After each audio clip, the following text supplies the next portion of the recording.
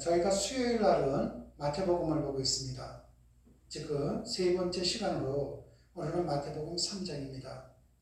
마태복음 3장을 보면은 메시아의 길을 예비하는 세례 요한의 선포와 세례를 받으시는 예수님, 즉 메시아로서의 예수님의 사역을 준비하는 사건, 이 사건들이 등장을 하고 있습니다. 세례 요한이 유대 광야에서 외칠 때 사람들은 흥분을 했습니다. 왜냐하면 바벨론 포로 이후 이방 민족의 지배하에 있었던 이스라엘 민족들은 자신들을 해방시킬 메시아를 간절히 고대하고 있었습니다. 이것은 우리도 마찬가지죠.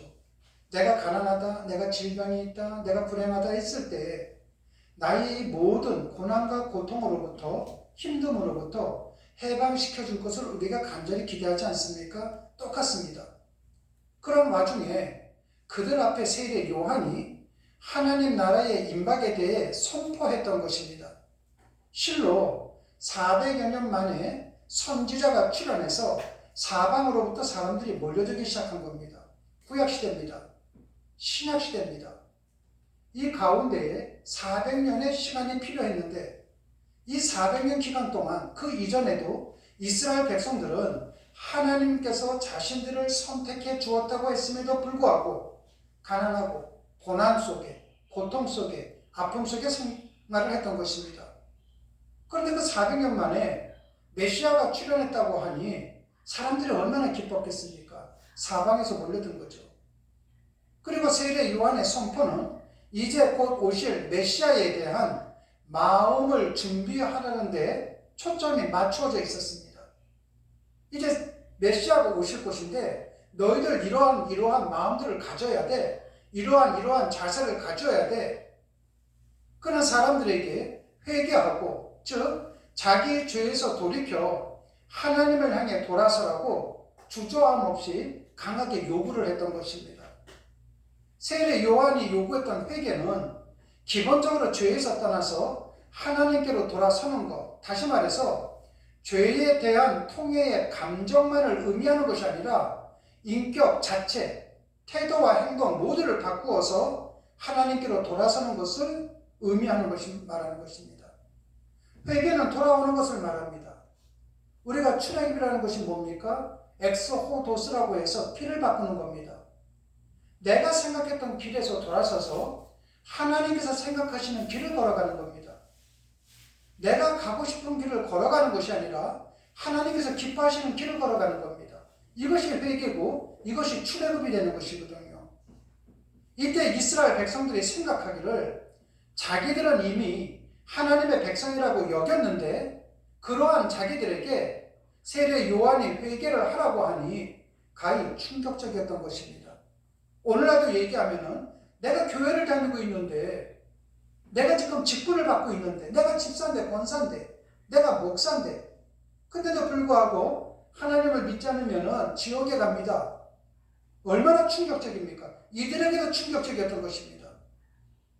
그러나 요한의 메시지를 듣기 위해 나온 사람들 중에는 수많은 사람들이 자신의 죄를 자복하고 세례를 받았습니다. 그렇게 하겠다고. 그러나 그때 바리새인과 사두개인들이 세례를 베푸는 대로 오자 세례 요한이 붕대를 합니다. 이 독사의 자식들이라고. 왜냐하면 그들은 지금 세례 요한 앞에 와서 세례를 받고 그리고 회개를 하기 위해서 온 것이 아니라 도대체 세상이 어떻게 돌아가는 거야? 추이를 살피기 위해서 온 거거든요. 여러분, 세례가 뭡니까? 예수님과 연합하여 이제 길을 걸어가는 것이거든요. 나의 옛사람을 십자가에 못 박아 죽이고 예수 그리스도, 부활하신 예수 그리스도와 함께 이제 주님께서 기뻐하시는 길을 걸어가는 것이거든요. 그런데 보십시오. 오늘날도 사두개인이나 바리새인들처럼 예배당에 오기는 오지만은 예수님과 연합하는 삶을 살아가는 것이 아니라 도대체 요즘 어떻게 지내는 거야? 교회는 어떻게 하는 거야? 몇 사람이 왔을까? 헌금은 얼마큼 했을까? 저번에 저 사람 안 나왔는데 이번에 나왔네? 그 사람 이번 주에는 안 나왔네?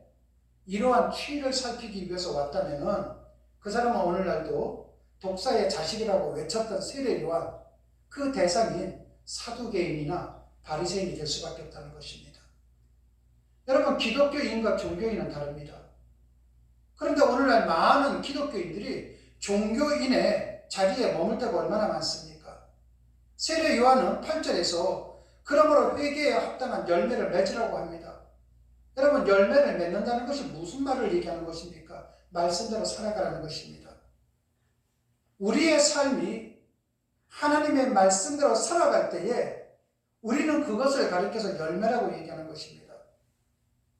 여러분, 여러분의 삶이 행복해지기를 원하십니까? 하나님의 은혜와 은총을 정말 체험하기를 원하십니까?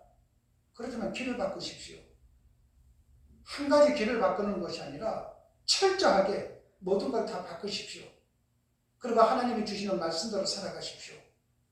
그때서부터 여러분의 삶은 행복해질 것이고, 훗날 여러분이 이 세상을 떠날 때 여러분 앞에 천국의 문이 열리게 될 것입니다. 만에 하나 그렇지 아니한다면 이 땅에서 행복은 없을 것입니다. 훗날 천국의 문은 여러분에게 열리지는 않을 것입니다. 내가 훗날 천국 갈 건가 지옥 갈 것인가? 내가 이 땅에서 행복하게 살 것인가 말 것인가? 그것은 곧 내가 진정한 회개의 사람, 하나님의 말씀대로 살아가는 사람인가 아닌가, 여기에 달려 있습니다. 여러분은 어떤 길을 걸어가시겠습니까? 기도하시겠습니다. 하나님 아버지, 감사합니다. 자신을 향해 심판의 칼을 내리쳤던 주님의 십자가의 은혜가 있었기에 오늘 우리들이 여기에 있음을 감사를 드립니다. 그 십자가 앞에서 자신과 세상을 바라보는 영적인 시선을 잃지 않도록 성령님께서 도와주시옵소서. 그리하여 우리들의 삶 속에 회개에 합당한 열매를 맺어 우리의 삶을 통해 주님의 다스림이 이 땅에 확장되는 은혜의 통로로서의 삶을 살아갈 수 있도록 인도하여 주시옵소서. 주님 고맙습니다. 예수님 이름으로 기도드렸습니다. 아멘.